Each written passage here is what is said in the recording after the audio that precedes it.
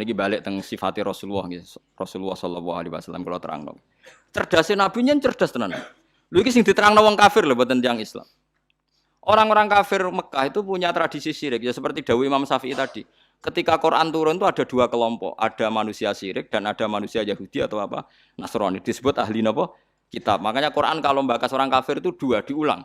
Lam yakunil ladina kafaru. Kafaru itu siapa? Min ahlil kitab satu wal musyrikin. Karena jenis orang kafir itu pasti dua. Kalau enggak ahli kitab ya musyrik. Makanya Quran membuat min bayaniyah. Lam yakunil ladina kafaru. Kafaru itu siapa? Satu min ahlil kitab. Dua wal musyrikin.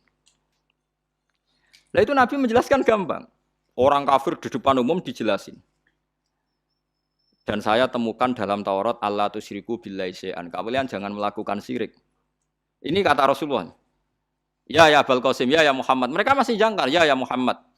Satu masih hafal hadisnya. Sampai nanti setelah ini juga harus hafal.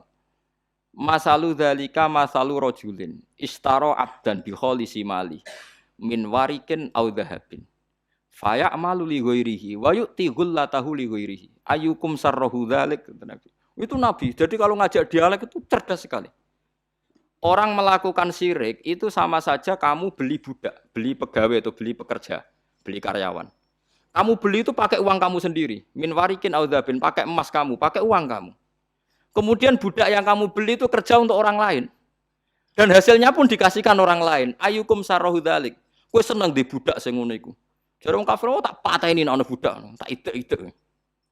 Jadi wong tuku budak, tuku pegawai gitu, tuku karyawan atau tuku kalau sekarang nggak ada budak ya mungkin beli apa ya pembantu atau apa, udah beli mahal-mahal dibeli kerja untuk orang lain. Hasilnya pun dikasihkan.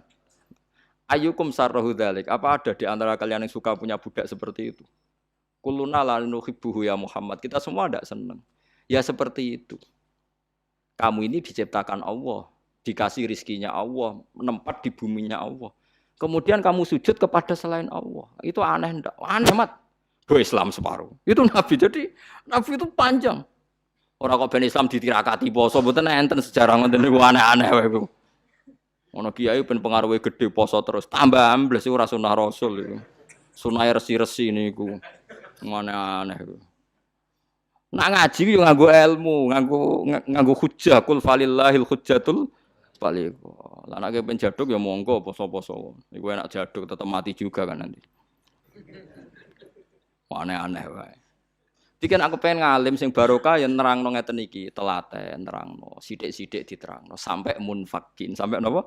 Sampai mereka tercerabut dari pemikiran kekafiran itu. Meskipun nanti ya tetap terjadi tafarruq. Yaitu tadi wa ma tafarraqal ladzina utul kitab illa mim ba'di ma ja'atumul bayyinah. Jadi Nabi kalau menjelaskan itu sederhana. Ada seorang bapak sayang sama anaknya. Anaknya banyak yang disayang hanya 1, 2. Pamit ya Rasulullah karena saya mencintai itu saya kasih lebih banyak. Nabi jawabnya enak. Alas tatarju ayakuna fil birri sawa. Bukankah kamu ingin semuanya baik sama kamu? Iya ya Rasulullah. Ya sudah idzan fala kalau gitu jangan. Seorang bapak itu kan kadang aneh. Dia ingin semua anaknya itu hormat dia, tapi tetap yang disayang 1, 2. Tapi tetap ingin semuanya hormat, semuanya sayang. Makanya kan orang aneh kan bapak ini. Makanya kata Nabi, ya kalau gitu fala idzan. Kalau gitu jangan melebihkan anak satu dibanding anak yang lain. Makanya Nabi tidak suka kalau ada anak dipilah-pilah itu tidak suka. Itu Nabi. Jadi kalau memberi penjelasan itu jelas. Nabi tanya, alas tatarju ayakunu fil birri sawa. Bukankah kamu berharap semuanya baik sama kamu? Naam ya Rasulullah. Kenapa yang kamu kasih sebagian dan kamu lebihkan yang satu dengan yang lain? Harusnya kalau dia ingin melebihkan kan kalau ditanya Nabi, bukankah kamu ingin semuanya baik? Enggak ya Rasulullah, yang saya kasih dok biar baik, yang enggak ya enggak apa-apa kan enggak. Semuanya ingin baik tapi kok pemberiannya apa? Beda. Itu Rasulullah, cerdas sekali. Nah, sekarang kecerdasan ini yang hilang. Orang sudah senang, tidak jelas itu. Paham gitu? Terus Nabi untuk menghilangkan kemusyrikan di antara yang dijelaskan adalah tadi dorobawahu masalar rojulan fihi syuraka'u mutasyakisuna wa rojulan salamal lirrojul. Hal yastawiyani napa? Masalah. Alhamdulillah. Jadi ini jelas. Orang terus berpikir, oh iya ya kalau punya majikan banyak, taruh saja kita punya Tuhan 3. Yang satu mengharamkan zina, yang satu mewajibkan zina. Itu sudah bingung kita. Pas diwajibno wis ra kuat. Pas dilarang pas kepengin, anut pangeran sing ndi. Warang melanggar pangeran sitok ngamuk. Dituruti sitok sing sitok ngamuk kan bingung. Nah, kalau pangerane sitok kan jelas, aturannya jelas karena satu napa? Pintu, satu napa? Aturan. Itu dilatih gitu. Apa kamu siap jadi budak yang punya tuan banyak, yang seleranya beda-beda, perintahnya beda-beda. Rajulan fihi syuraka'u mutasakisun. Mutasakisun itu beda perintah, beda tradisi, beda macam-macam. Wa rajulan salamal lirajul. Itu Rasulullah. Terus niki yang perlu sampean perhatikan. Terus Nabi itu kalau menjelaskan tuh gampang sekali dan telaten Nabi itu. Enggak, Nabi itu telaten. Wong nate ketemu Walid, terus ketemu Abu Jahal. Ya, Nabi itu telaten, diskusi sampai mereka tuh nggak bisa mikir sudah ngadepi Nabi. Ya telaten sekali.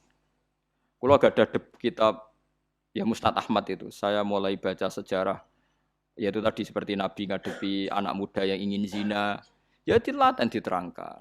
Kamu siap ibu kamu dizinai orang, saya bunuh ya Rasulullah orang yang menzinai ibu saya, putri kamu, bule kamu, bude kamu, diulang semua. Banyak yang disebut Nabi. Sampai pemuda itu keluar terus dia demi Tuhan, saya belum pernah melihat sesuatu sejijik zina. Betapa kriminalnya zina karena melukai orang banyak. Ya, itu ya sudah. Pun saat ini kalau nerangno hisab ya.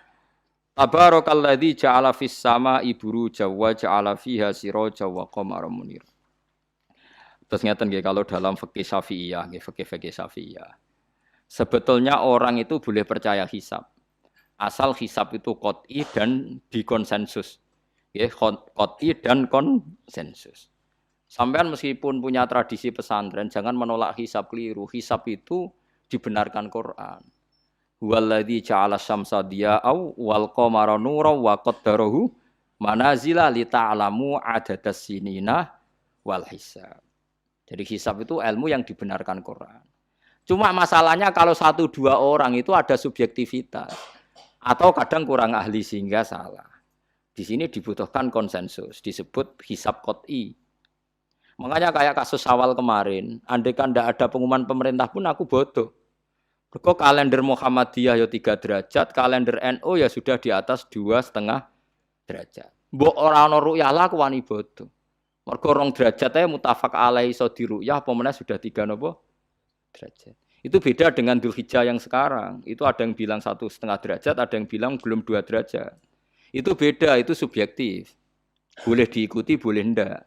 Tapi kalau seperti yang 1 Syawal kemarin harus diikuti hisabnya.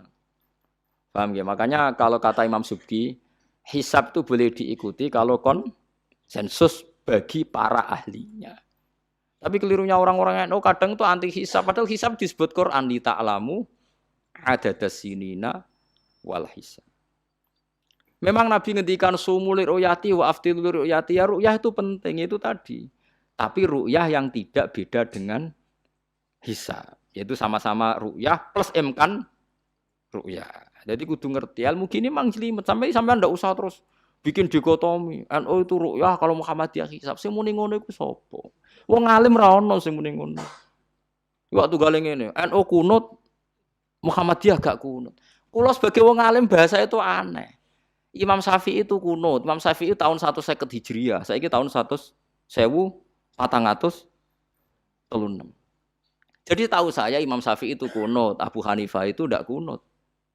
Apa Imam Syafi'i Rais Am? Apa Abu Hanifah ketua PP Muhammadiyah? Jadi kalau orang alim taunya ya Imam Syafi'i itu kunut, Abu Hanifah tidak kunut. Jadi kalau saya ditanya, Gus, jenengan hisab apa ru'yah? Ya saya itu tidak tahu NU Muhammadiyah, tahu saya Imam Subki itu lebih percaya hisab timbang ru'yah. Kalau imam yang lain lebih percaya ru'yah timbang hisab.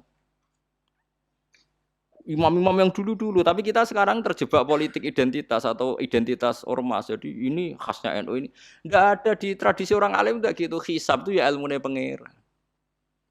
Saya kemarin diundang di kajian itu saya bilang, lo yang bisa hisab itu kita. Orang tahu semua ahli hisab itu Kiai Turehan. Sekarang Jombang Kiai ini itu ilmu kita di pondok diajari hisab. Kalender kudus itu yang punya Ki Turekan itu masih penambah sama saya. Kalau kita anti hisab itu anti ilmunya sendiri kan? Anti ilmunya apa? Memang yang bisa hisab itu siapa? Kita kan punya pakar hisab banyak. Karena anti hisab ya obongi ngono kalender. Ya biasa saja.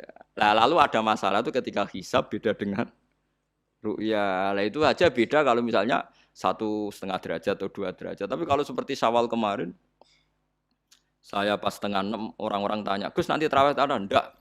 Gak ngenteni pengumuman perintah, gak wong alim ngenteni pemerintah ngenyek uang. Aneh-aneh. Engko nak Luqman Hakim muni ora bodo tak tilpune. Ya karena tadi kemarin itu sepakat 3 derajat. 3 derajat itu andekan enggak ada ru'yah pun ulama membolehkan iftar karena ahli hisab sepakat konsensus itu sampean baca di Anatut Thalibin yang di bab wayas butuh apa Syawal itu yang Syawal atau Ramadan biru yati hilal itu di situ dijelaskan ketika ada khilafnya ru'yah sama napa Nah ini kan sudah jelas. Ini wa ja'ala fiha siraja wa qamaram. Jadi waladzi ja'ala fis sama burujan. Bulan itu ada burutnya. Sehingga dengan burut ini bisa dihitung. Ini kata Imam Ghazali di kitab Ihya dijelaskan gini. Bagaimana Anda tidak percaya hisab? Hisab itu bahkan bisa menghitung lama gerhana berapa menit, yang gerhana di sisi mana. Misalnya gerhana di sisi selatan. Lama gerhana sekian menit, dimulai 8-15 menit, selesai 20 menit. Wong ngitung menitan wae iso kok ngitung dina ora mbok percaya. Apa kiai-kiai kalau mau sholat gerhana ngenteni ru'yah? Nyatane sore diumumno kok gerhana bulan kok do sholat ya. Mbah dereng ru'yah kok ndak gitu. Ayo, nak do ngumumno ngenteni ru'yah apa sudah diumumkan dulu. Diumumkan, engko nek gerhana tenan terus do sholat gitu. Percaya hisab dulu apa ru'yah dulu? Hisab kan? Hisab itu permanen, bahkan bisa digarap 100 tahun ke depan. Wong bulan konsisten, agar apa kiamat nggih sik ngeten-ngeten mawon. Jelas nase waladzi ja'ala syamsa dia awal qamara nura wa qaddarahu manazila iku li ta'lamu adadas sinina wal hisab. Saya pernah ditanya orang, "Lho jenengan kok ngotot gitu, Gus?" Saya ini orang hafal Quran, saya itu paling anti kalau ilmunya Quran dilawan. Hisab itu ilmunya Quran, ru'yah juga ilmunya Quran, ilmunya Rasulullah, tidak usah dilawan. Loh soal yang hisab keliru itu mungkin karena orangnya. Itu Imam Ghazali menyontohkan begini, itu lucu deh ya. Ada dokter, kebetulan dokter itu mendiagnosa Anda salah dan Anda akhirnya tambah mati. Kemudian Anda anti kedokteran itu salah. Dokter itu yang salah, tapi jangan anti kedokteran. Imam Ghazali nyontohkan gitu. Kalau orang tuh bisa salah namanya orang. Saya baca kitab kadang ya salah namanya orang itu. Tapi kamu jangan anti saya karena benarnya lebih banyak. Paling salah saya kan 0, sekian persennya tetap ada. Gua pas ngantuk, gua ngelamun ya ada. Tapi masalahnya salah sampean lebih banyak. Sehingga sampean terpaksa yang ngaji saya kan bukan saya terus tidak pernah salah ya pernah. Cuma saya prediksikan misalnya ya paling 1% lah. Kalau 2% kebanyakan.